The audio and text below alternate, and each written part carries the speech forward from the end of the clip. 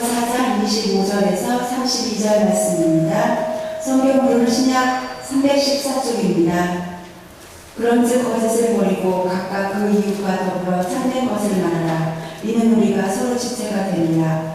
분을 내어도 죄를 짓지 말며 해가 지도록 분을 품지 말고 마귀에게 틈을 주지 말라. 도둑질하는 자는 다시 도둑질하지 말고 돌이켜 가난한 자에게 구제할 수 있도록 자기 손으로 수고하여 선한 일을 하라. 무릇 더러운 말은 너희 입 밖에도 내지 말고 오직 덕을 세우는데 수용되는 걸로 선한 말을 하여 듣는 자들에게 은혜를 끼치게 하라. 하나님의 성령을 근심하게 하지 말라. 그 안에서 너희가 고의 날까지 인치심을 받았느니라. 너희는 모든 악독과 노함과 분냄과 떠드는 것과 비방하는 것을 모든 악의와 함께 버리고 서로 친절하게 하며 불쌍히 여기며 서로 용서하기를 하나님이 그리스도 안에서 너희를 용서하신 것 같이 하라. 아멘. 신앙생활에도 성경 일독하기가 참 힘든데 여러분 성경을 그렇게 열심히 읽으셔서 너무 감사드리고요. 또 우리 교회 이제 한 권사님은 한 달에 한 번 이상을 성경을 읽으시는 권사님도 계시더라고요. 그래서 그 권사님 대단히 제가 존경합니다. 그렇게 성경을 열심히 읽으셔서 너무 감사드립니다. 그리스도의 삶은 결단의 삶이라고 할 수가 있습니다. 그러니까 예수님을 믿는 삶은 결단의 삶이다. 그리스도인에게 있어서 가장 큰 결단이 있다라고 한다면 그것은 예수님을 구주로 믿는, 구주로 영접하는 그런 결단이었습니다. 우리가 예수님을 구주로 영접한 이후에 우리는 매일매일 삶 가운데서 예수님을 내 삶의 주인으로 인정하는 그런 결단을 하게 됩니다. 그리고 그러한 결단이 우리를 24시간의 예배자로 이제 만들게 되는 거죠. 지난주 드렸던 로마서 12장 1절에 보니까 그러므로 형제들아 내가 하나님의 모든 자비하심으로 너희를 권하노니 너희 몸을 하나님이 기뻐하시는 거룩한 산 제물로 드리라. 이는 너희가 드릴 영적 예배니라 라고 했습니다. 우리는 예수님을 믿고 매일의 삶을 예수님을 나의 구주로 인정하는 그런 결단을 함을 통해서 우리의 삶을 이제 변화시킵니다. 우리가 변화되는 그런 삶을 이제 살아가게 됩니다. 예수님 믿고 변화된 삶을 살아가는 그 자체가 바로 영적인 예배라고 할 수가 있습니다. 그리고 이 변화된 삶이 가장 먼저 나타난 것이 있다라고 한다면 바로 우리의 말입니다. 말에서부터 우리의 변화가 시작이 되게 됩니다. 바울은 에베소서 4장에서 옛사람을 벗어버리고 새사람을 입으라 라고 권면하고 있습니다. 그리고 그런 다음에 새사람의 모습이 어떻게 나타나야 되는지를 설명하고 있는데요. 특별히 25절 이하의 말씀부터 보면 말과 관련된 말씀이 많이 나옵니다. 4장 25절에 보니까 그런즉 거짓을 버리고 각각 그 입과 더불어 참된 것을 말하라. 이는 우리가 서로 지체가 됩니다. 예배는 예배당 안에서만 끝나는 것이 아니라 24시간의 예배자가 되어야 된다고 했습니다. 우리의 말 또한 예배의 한 부분이다라고 하는 거죠. 거짓을 버리고 참된 것을 말하는 그런 정직한 삶을 통하여서 우리는 하나님을 영원롭게 할 수가 있습니다. 그리고 그것이 바로 예배가 되게 되는 거죠. 그래서 바울은 29절에서 우리에게 더러운 말은 하지 말라고 그렇게 경고합니다. 무릇 더러운 말은 너 입 밖에도 내지 말고, 더러운 말은 입 밖에도 내지 말고 라고 경고하고 있지요. 여기서 더러운 말이라고 하는 것은 썩었다, 부패했다 그런 뜻을 가지고 있는데요. 사람의 마음을 상하게 하고 공동체를 오염시키는 그런 말입니다. 즉 비난과 험담과 비꼬는 말과 욕설이라고 할 수가 있습니다. 이런 말은 하나님께 드려지는 산 제물이 될 수가 없습니다. 그래서 바울은 31절과 32절에서 이렇게 말하고 있어요. 모든 낙독과 노함과 분냄과 떠드는 것과 비방하는 것을 버리고, 더러운 말은 너 입 밖에도 내지 말고 했다가 이제는 그 모든 것들을 버리라라고 얘기합니다. 입 밖에 내지 않을 뿐만 아니라 그런 말들은 어떻게 해요? 버려버리라라고 권면하고 있는 겁니다. 오늘날 이 탈무드에 나오는 얘기인데요. 어느 날 임금님께서 두 명의 종을 불렀습니다. 시몬과 요한이라고 하는 두 신하를 불렀습니다. 그리고 이 신하들에게 이렇게 이제 명령합니다. 시몬은 세상에서 가장 좋은 것을 가져오도록 해라. 그리고 요한은 세상에서 가장 나쁜 것을 구해오도록 해라. 라고 하면서 이제 보냈습니다. 오랜 시간이 흐른 다음에 두 사람이 이제 돌아왔어요. 임금님은 먼저 세상에서 가장 좋은 것을 구해왔던 시몬의 상자를 열어보게 되었어요. 근데 그 상자 안에는 뭐가 들어있었는가 하면 사람의 혀가 들어있었습니다. 다음에는 세상에서 가장 나쁜 것을 구해왔던 요한의 상자를 열어보았어요. 그런데 역시 그 안에도 사람의 혀가 들어있었습니다. 이 이야기는 사람의 혀가 세상에서 가장 유익한 것이 될 수도 있지만 가장 해로운 것이 될 수 있다라고 하는 그런 교훈을 우리가 내주고 있습니다. 우리의 말 한마디가 하나님께 드려지는 거룩한 산 제물의 향기가 될 수도 있지만 때로는 우리의 말 한마디가 하나님께 드려지지 않는 불쾌한 냄새가 될 수도 있다는 것을 보여주고 있습니다. 그래서 바울은 덕을 세우는 데 소용되는 대로 선한 말을 하라라고 그렇게 권면하고 있습니다. 덕을 세우는 말을 하라. 덕을 세우는 그런 아름다운 말을 하라라고 했어요. 덕을 세운다는 말은 공동체를 세우고 사람을 세워주는 그런 말을 의미합니다. 사람들에게 은혜를 끼치게 하고 하나님을 기쁘시게 하는 말, 하나님께서 기뻐 바라시는 말입니다. 덕을 세우는 말입니다. 제임스 에모리 화이트가 쓴 책 하나님 나라 전선의 최전선에서라는 책이 있습니다. 이 책에서 그 헨리 나우엘이 수도원에서 경험한 일을 소개하고 있는데요.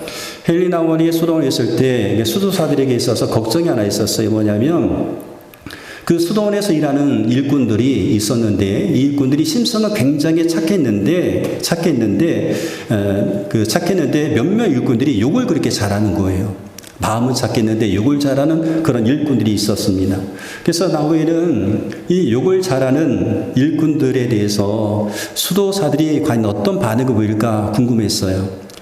일꾼들이 마음은 착했는데 입이 거칠어서 욕을 잘하는 그런 일꾼들이었어요. 과연 이 수도에 사는 수도사들은 과연 어떻게 저 일꾼들을 대할까, 어떻게 반응할까라고 그렇게 이제 궁금했습니다. 그러면서 나라면 어떻게 했을까를 생각했어요. 나라면 어떻게 했을까?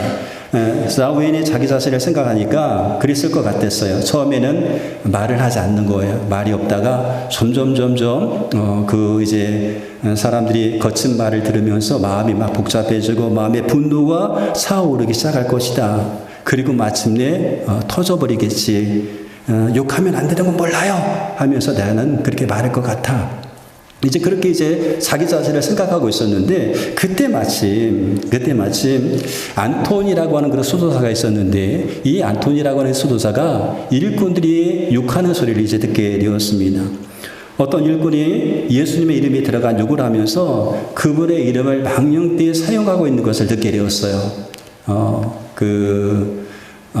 나우엘이 저 안토니 수도사가 과연 어떤 반응을 보일까라고 이렇게 지켜보고 있는데 이 안토니 수도사가 그 일꾼에게 다가가는 겁니다. 다가가서는 어떻게 하는가 하면 의외로 그 일꾼의 어깨를 이렇게 감싸주는 거예요. 감싸주면서 이렇게 말하는 거였습니다. 형제님, 여기는 수도원입니다. 이곳 사람들은 그분을 사랑하거든요. 형제님, 이곳은 수도원입니다. 이곳 사람들은 그분을 사랑하거든요. 그 말을 들었던 일꾼이 이 안토니 수도사의 얼굴을 이제 바라보면서 미소를 지으면서 이렇게 말했다고 합니다. 솔직히 저도 그분을 사랑합니다. 라고 얘기했다는 거예요. 그리고 그 두 사람은 서로를 바라보면서 함께 웃었습니다. 은혜로운 말 한마디가 정말로 그 은혜로운 말 한마디가 분노의 상황을 웃음으로 바꾸었다라고 하는 거죠. 은혜를 끼칠 수 있는 이 덕을 세우는 말은요, 사람의 마음을 녹이고 관계를 회복시킬 수가 있습니다. 그래서 주변에 좋은 영향을 미칠 수가 있게 되는 거죠. 그러므로 우리는 덕을 세우는 선한 말을 통하여서 은혜를 끼치는 삶을 살아야 됩니다. 그것이 바로 예배자의 삶이라고 할 수가 있습니다. 그런데 은혜를 끼칠 수 있는 이 덕을 세우는 말을, 이 선한 말을 어떻게 할 수가 있습니까? 그 말의 시작은요, 우리의 마음에 있습니다. 우리의 마음에서부터 그 말이 시작된다고 볼 수가 있습니다. 말은요, 마음에서부터 시작됩니다. 예수님께서 말씀하셨어요. 마태복음 12장 34절에 보니까 마음에 가득한 것을 입으로 말합니다. 사람은요, 자기 마음에 있는 것을 입으로 말하게끔 되어 있습니다. 그러므로 말은 단순한 입의 문제가 아니라 마음의 문제입니다. 우리가 어떤 말을 하는 것은 말 자체가 있는 것이 아니라 우리의 마음에 문제가 있다라고 하는 거예요. 만약에 우리의 마음속에 분노와 상처로 가득하게 된다라고 한다면 우리의 말은 거칠어질 수밖에 없습니다. 우리의 마음은 아름다운 말이 나올 수가 없습니다. 그러나 반대로 우리의 마음에 은혜와 사랑으로 가득 차 있다라고 한다면 우리의 말은 부드러워지게 될 것이고 다른 사람을 향하여서 덕을 세우는 말을 할 수가 있게 되는 겁니다. 사람은 각자 자기 속에 있는 것을 주게끔 되어 있는 거예요. 내 속에 있는 것을 다른 사람에게 주게끔 되어 있습니다. 존 맥스웰이 쓴 열매 맺는 지도자라는 책이 있는데요. 이 책에는 독일이 동서로 나눠질 때의 이야기를 기록하고 있습니다. 동베를린 사람들 가운데에 그 사람들 가운데에 그 쓰레기를 이 소독에 이렇게 그 담을 소독 장벽이 있었잖아요. 그 장벽 너머로 버리는 그런 사람들이 있었습니다. 그래서 소독 사람들이 그 동독 사람들이 버렸던 그 쓰레기 때문에 골머리를 이제 앓게 되었어요. 장벽 너머로 다 그 쓰레기를 버리거든요. 빈 깡통 같은 거, 그 더러운 것들을 막 집어 던지니까 이 골머리를 앓고 있었습니다. 그래서 이 서베를린 사람들이 과연 이 문제를 어떻게 해결할까라고 생각하게 되었어요. 쓰레기를 다 모아가지고 이 쓰레기를 동독에다가 갖다 부어버릴까 그렇게 생각했습니다. 그러나 그런 식으로 일을 처리하면 안 될 것 같았어요. 그래서 어떻게 했는가 하면 덤프트럭 한 대에 쓰레기를 담은 것이 아니라 그 가운데 통조림과 그리고 신선한 식료품을 이제 한 담 가득 실었습니다. 그것을 가져다가 이 동독에 이제 가게 되었던 거예요. 그리고 동독에다가 산뜻하게 세워놓고 옆에 표지판 하나를 세워놨는데 그 표지판이 이렇게 쓰여져 있었습니다. 사람은 각각 자기가 가는 것을 남에게 준다. 사람은 각각 자기가 가는 것을 남에게 준다. 의미가 있는 문구였습니다. 이거 어떤 의미가 있어요? 동독 사람들은 줄 것이 쓰레기밖에 없으니까 쓰레기를 소독 사람에게 주지만 소독 사람들은 식량과 옷가지가 넘쳐나서 이것을 동독 사람에게 주는 겁니다. 그런 의미가 담겨졌던 그런 얘기였습니다.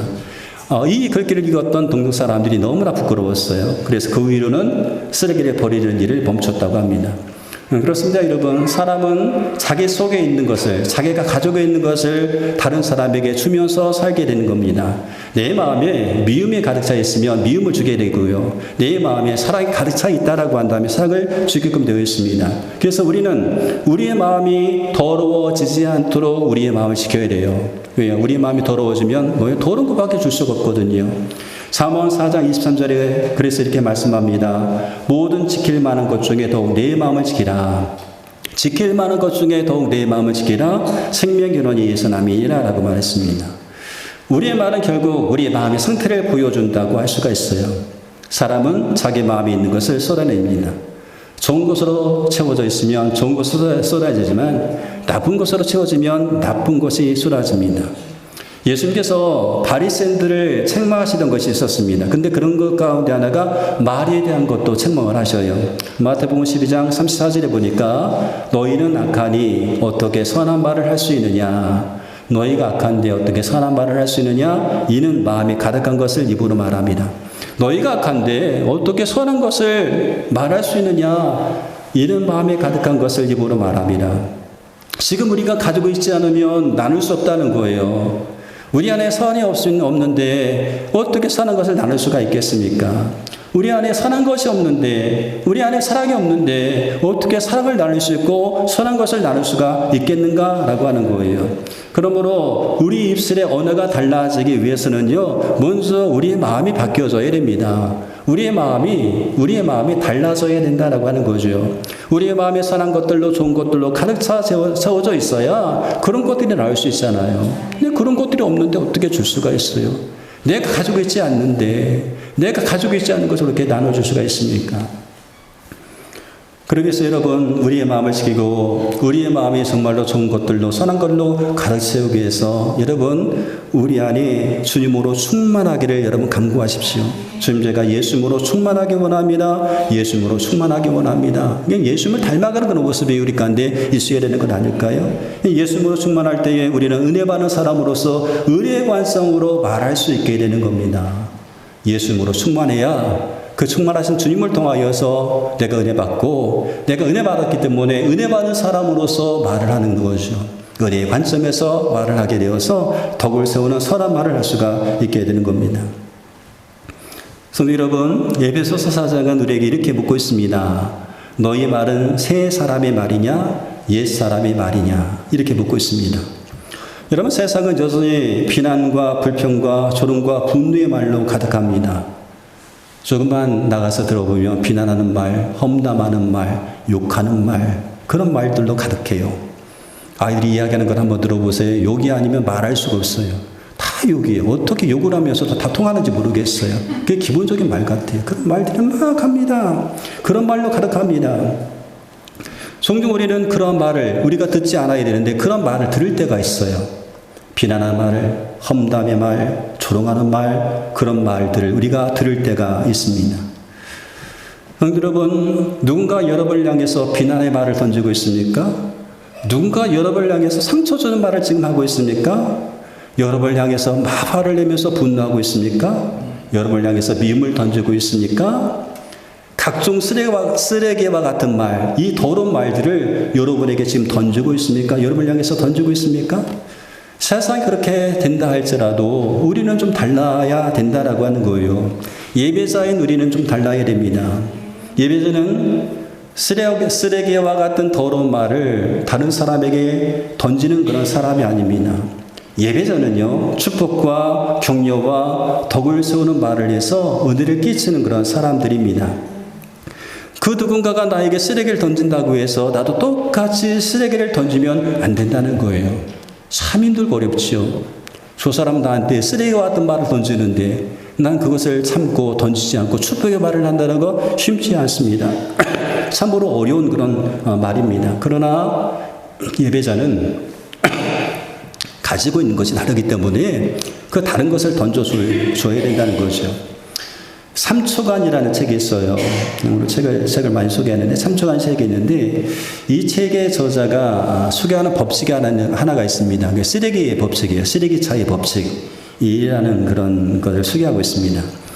저자가 데이비드 폴레이인데 이 폴레이가 뉴욕에서 이제 택시를 타고 이제 가게 되었습니다. 그런데 상대편의 차, 큰 차를 운전하고 있는 상대편의 차 때문에 큰 사고가 이제 일어날 뻔했어요. 근데 그런 상황 가운데서 자기가 타고 있었던 이 택시 기사가 그 상대편 운전자, 그러니까 큰 사고를 유발할 수 있었던 그 상대편 운전자를 향해서 미소를 지으면서 손을 들어주는 거예요. 그리고 그냥 지나가는 것이었습니다. 그 모습을 보게 되었던 거예요. 다른 사람 때문에 상대편 때문에 큰 사고가 이어질 뻔했는데 택시기사가 참 의의 행동을 한다는 거예요. 뭐 창문을 내리고 막 이렇게 욕설도 하지 않냐고 그냥 미소 지으며 손을 한번 흔들어주고 그냥 가는 거였습니다. 그러면서 그 경험을 바탕으로 해서 쓰레기 차이 법칙에 대해서 이렇게 쓰고 있습니다. 그 부분을 잠깐 읽어드리겠습니다. 사람들은 대부분 쓰레기차와 같다. 마음속에 온갖 좌절과 분노, 실망을 꽉꽉 채운 채 돌아다닌다. 쓰레기가 계속 쌓이면 그들은 쓰레기를 쏟아낼 곳을 찾는다. 그러다 어떤 계기가 생기면 그들은 갖고 다니던 쓰레기를 우리에게 쏟아낸다. 누군가가 쓰레기를 쏟아낼지라도 기분 나빠하지 말라. 그 쓰레기는 우리와 아무 상관이 없다. 그저 미소를 짓고 손을 들며 그 사람이 잘 되기를 빌어줘라. 그런 다음 가던 길을 계속 가면 된다. 내 말을 믿어라. 그러면 훨씬 더 행복해질 것이다. 성공한 사람들은 쓰레기차가 자기에게 쓰레기를 쏟아내게 놔두지 않는다. 누군가가 쓰레기를 쏟아내면 속상해하지 말라. 화내지 마라. 불쾌하지 마라. 속상해하고 화내고 불쾌하면 당신도 결국 누군가에게 감정의 쓰레기를 쏟아내고 말 것이다. 이렇게 쓰고 있습니다. 성도 여러분, 누군가가 쓰레기를 여러분에게 던지려고 할 때에 우리가 해야 될 일은 하나 있어요. 그것은 뭐냐면 쓰레기 뚜껑을 꼭 닫아두는 겁니다. 우리 안에 쓰레기 뚜껑을 꼭 닫아두는 거예요. 단속하는 거예요.